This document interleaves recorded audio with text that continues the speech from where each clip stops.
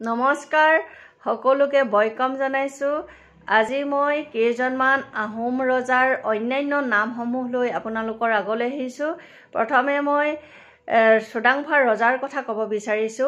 1397 খ্ৰীষ্টাব্দত আহোম ৰাজসিংহাসনত বহা চুডাংফা ৰজাৰ অন্য এটা নাম হ'ল বামুণী কোঁৱৰ, কাৰণ তেখেত জন্মৰ পৰা ৰজা হোৱা বয়সলৈকে বামুণ এঘৰত ডাঙৰ দীঘল হৈছিল। আকৌ স্বৰ্গদেউ চহুমুং ৰজাক দিহিঙীয়া ৰজা বুলি কোৱা হয়, কাৰণ তেখেত আছিল দিহিঙীয়া ফৈদৰ এজন সৰ্বশ্ৰেষ্ঠ ৰজা।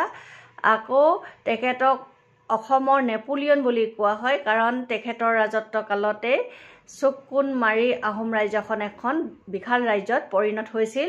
উল্লেখযোগ্য যে চহুমুং ৰজাৰ দিনৰ পৰাই আহোম ৰজাসকলক স্বৰ্গদেউ বুলি কোৱা হয়।